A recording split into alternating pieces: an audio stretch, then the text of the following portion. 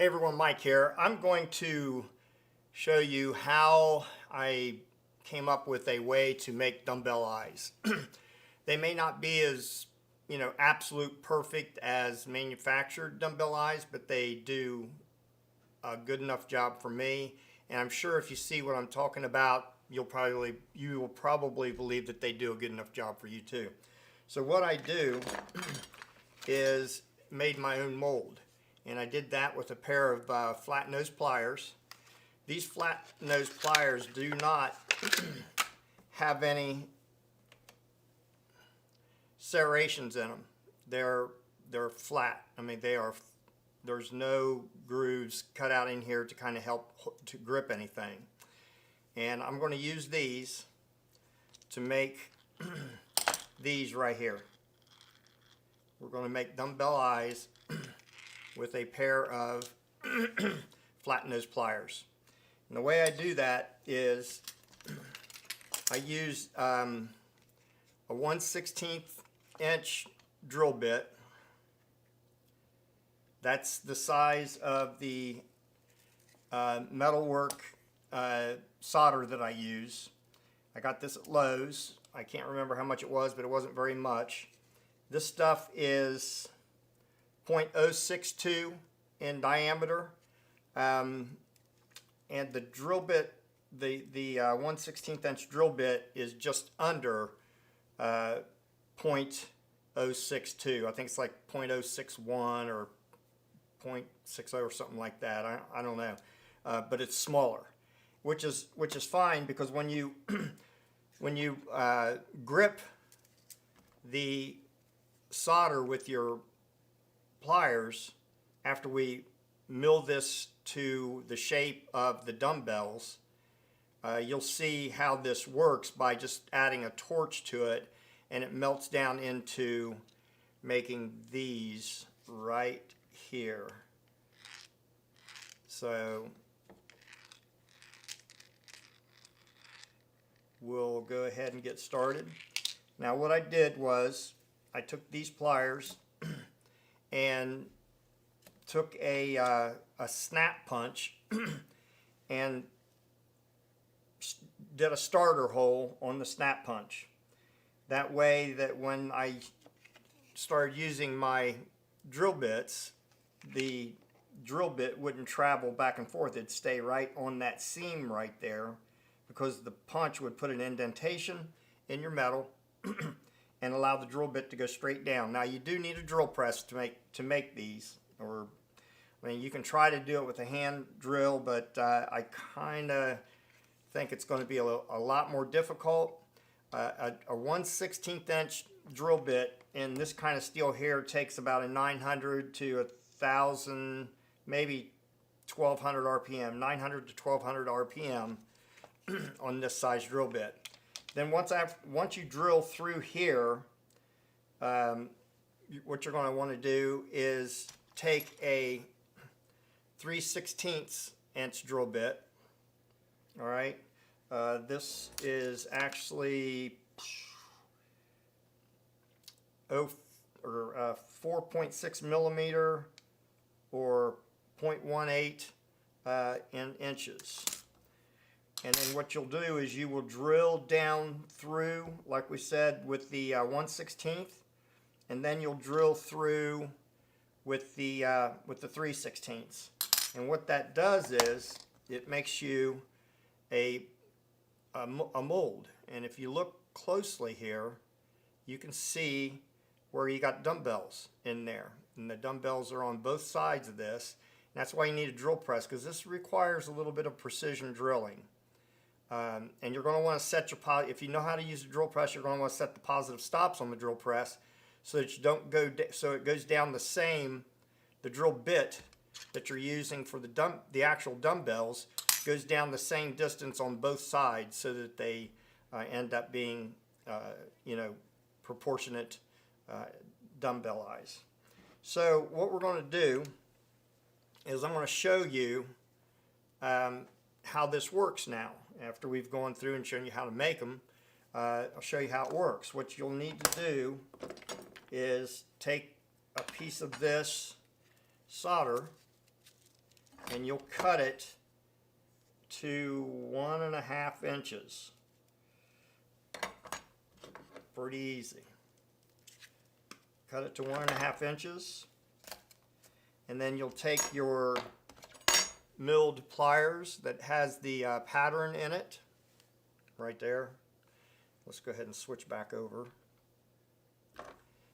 And you'll want to get the solder in there as at the absolute best that you can, right in the center, this side to this side. Now you don't have to worry too much about it right now being exact, because I'll show you what we're going to do here in a few minutes. So what we'll do is just go ahead and fire up this little torch, and when you do this, you got to really squeeze to keep this gap closed in here.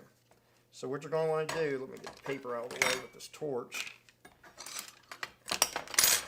What you're going to want to do is hit the solder and just let it melt right down inside that little cavity there that's got the shape of your dumbbell. And that's it, right there. It'll just round over. You're not done yet. It's got a little bit of an air pocket behind it, but you don't want to go too long on it, or it'll just drop. Everything will drop through, and it'll be different. You'll lose your proportions of the solder that has been put inside this plier. So let's go ahead and run this one down.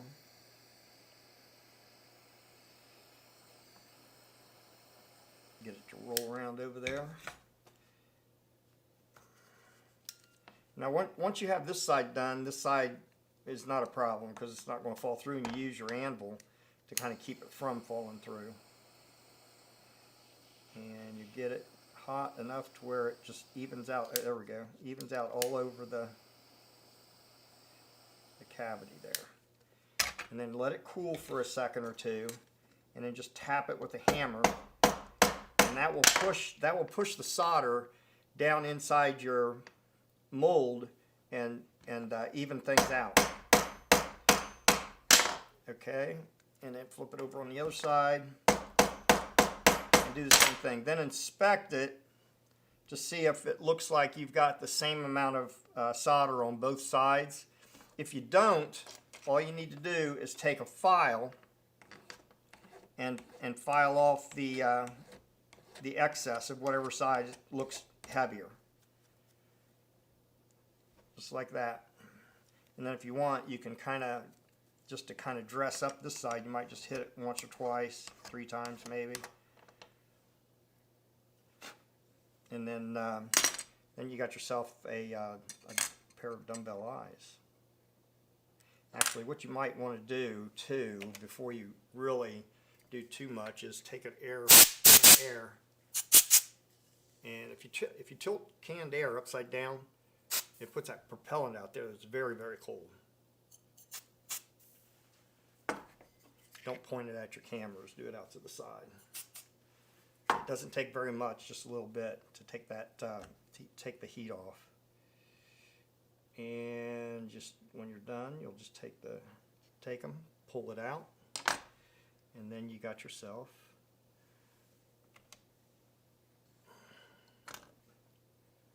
some dumbbell eyes. Just like that. Pretty easy. May not be exactly like the manufactured ones, but the point is, the only thing that you're going to see is the outside edges anyway. And if you tap it down with a little ball peen hammer on a don't do it on glass, ball peen hammer on an anvil, you can flatten out that head, just like so. Both sides is flattened out, and it's the same size, and you got yourself the dumbbell eyes. So that's it. That's it for this. And can't remember the guy's name, but somebody guessed what it was going to be when I just put the picture up of these things right here, and just showed or asked the question, what am I making now? So that's what I'm kind of going to do, is maybe set up a playlist on my YouTube channel that says, what am I making now, for fly fishing and for spin casting too. I'm probably going to do some spin casting baits. But here's the next video that I'm going to do, and I've already done some videos in the past on these. You go back in my video list, it's been 2 or 3 years that I showed these one-step loopers, and I'm not really going to get into what I did to make them work best, but there is some milling that you have to do on these too, and that would take a nice Dremel tool to cut off the pieces that need to be cut off. Anyway, this is Mike, and until the next video, thanks for watching this one, and if you found it interesting, please hit that subscribe button. Thumbs up are very important as well. Give comments and let me know what you think. If you think it could be done better in some way or another, let me know. I don't have a problem with that. Just when you go out there to fish, when you go out there to fly fish, whether it's with a spin caster or a fly fishing rod, just know that you're going out to have fun. It's not a competition. It doesn't need to be a competition every time. Anyway, this is Mike. Until the next video, we'll catch you later.